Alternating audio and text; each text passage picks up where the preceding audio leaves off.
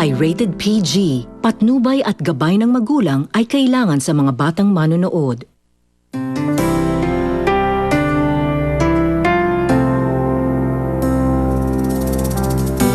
Huwag mong palalagpasin ang pagkakataon para umasenso ka. Kaya Martin, para sa tatay mo at para sa nanay mo, huwag kang susuko. Graciela, alam kong hindi dapat ako nakikialam sa relasyon ninyo. Nakatakas yung baboy! Tila may ahas pa dito. Louie! Biro lang! Ayoko naman magkaganito. Ayoko naman maging malungkot. Ayoko naman maging mahina. Ma? Mama! Ma, gumising ka, Mama! Ma, gising! Ma! Martin, si Louie nawawala. Baka kung ano na nangyari dun. Sige, hanapin ko lang. Dang! Sira ulo ka ba? Ba't tinutukan mo ako ng baril? Martin! Brad, okay ka lang? Ayos na to. Okay lang. Ikaw kasi bigla ka sumusulpot eh.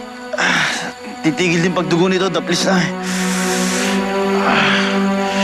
Bigla ka kasi nawala, hinahanap ko ni Graciela.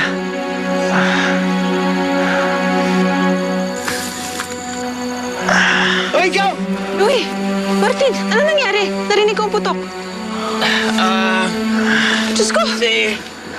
Ano nangyari? Bakit ka nandito? Tsaka bakit mo siya binaril? Kasi...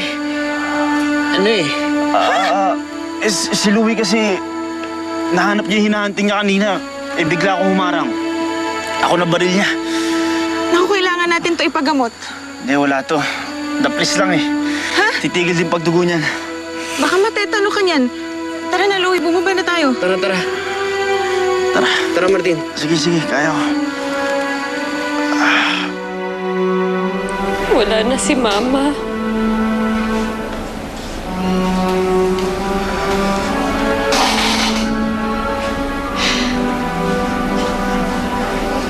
Nung kausap ko siya kanina, akala ko magiging okay na ang lahat.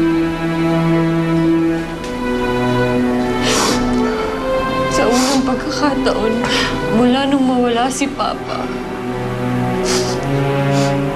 mukhang masaya na si Mama. Sabi pa niya, hindi na siya magiging pabigat sa atin. Sinahan ako ba? Huwag tayo magsisihan. Pinili ni Mama na gawin to. Hindi na niya kinaya.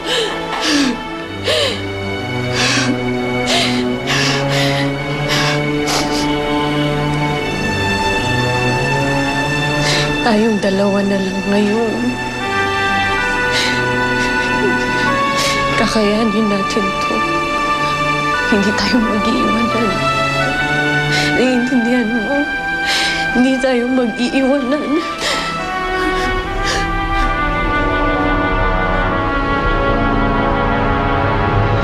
Ayan. Daplis lang yan. Salamat ka. Naka 2 years ako sa nursing. Malayo yan sa bituka. Salamat. Ano nangyari? Aksidente, Ma. Kung bakit kasi hindi kayo nag-iingat eh. Martin, Po. okay ka lang? Opo, ayos lang po ako. Una na po ako. Ayoko makabala dito. Dito ka na matulog. Bukas ka na umuwi. Martin, dito ka na magpalipas ng gabi. Hindi na po. Tutuloy na po ako. Salamat. Salamat din. Sige. Martin, sabihin ako sa'yo. Salamat, ah. Okay ka talaga, brother. Sorry. Ayos lang. Sige. Tara, pasok tayo sa loob.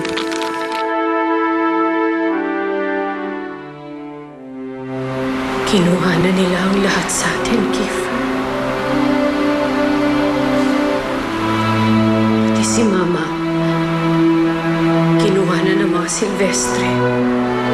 Si Mama may gawa nito sa sarili niya.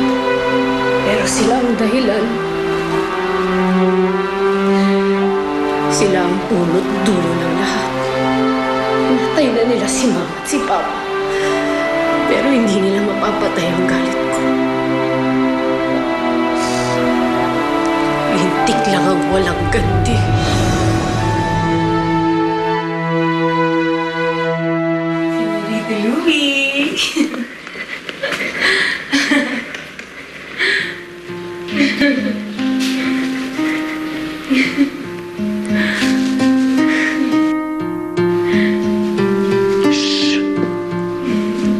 Gusto mo ikaw sumunod eh. Basta huwag ka lang mahingi kay Graciela.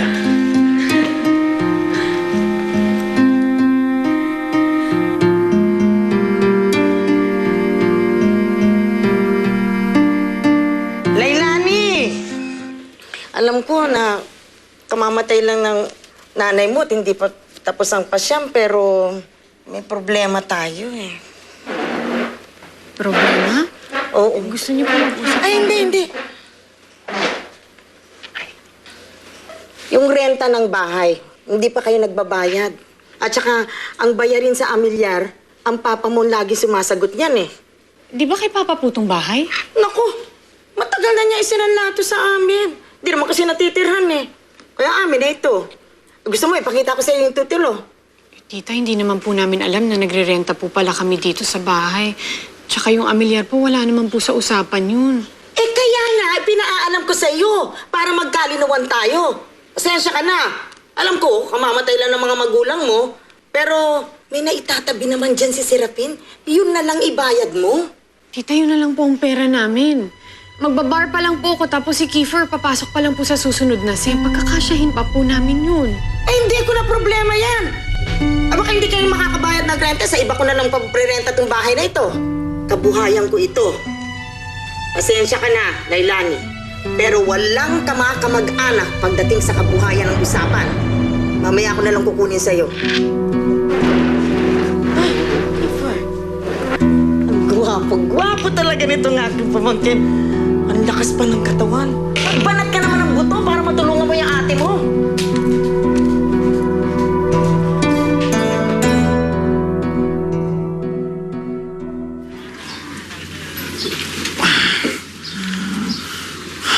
Ay, yung isa naman.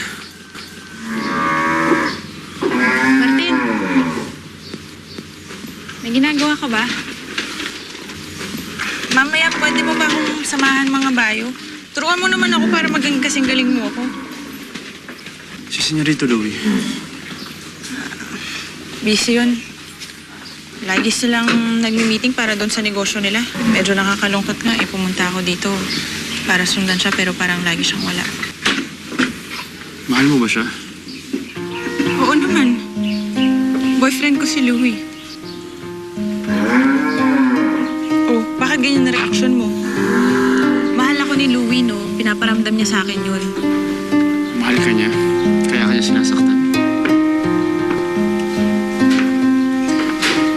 Mali din naman talaga yung ginawa ko eh.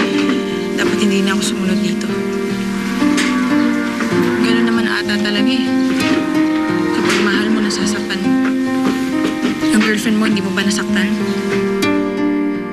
Ilang araw nang lumilipas, Louie. Wala pang development tungkol sa mga pinagagawa ko para sa'yo. Ay, nako, wala pa tayong lupa kung saan natin itatay ang factory. Wala pa tayong canning design para sa ating mga dilata. Sabihin mo nga sa akin, ha, Louie? Kaya mo bang gawin yun o hindi? Kaya ko po, Lola. Pues, kung kaya mong gawin, then do it now. O baka naman, ginugulo ka ng girlfriend mo na yon, ha? Sabihin mo nga! Hindi niya ako ginugulo, Lola. Panindigan mo yan. Louie, gawin mo ang trabaho mo. Gawin mong mabuti. Ikaw ang magmamana ng lahat ng ito. Itong hasyendang ito, itong ranchong ito, ay sa'yo. Grow up. Be a man. Kita mo na, hindi ka nakapagsalita. Sabi ko na nga, be. Hindi ko sasadyang saktan ng taong mahal ko. Eh, si Louie, sa tingin mo, hindi niya ako mahal. Graciela, ayoko makialam sa inyo. Pero, Graciela, maganda ka. Bait ka. Mahalaga. Siguro may ibang lalaking karapat-dapat para sa'yo. Dito tratuhin ka ng tama. Sino?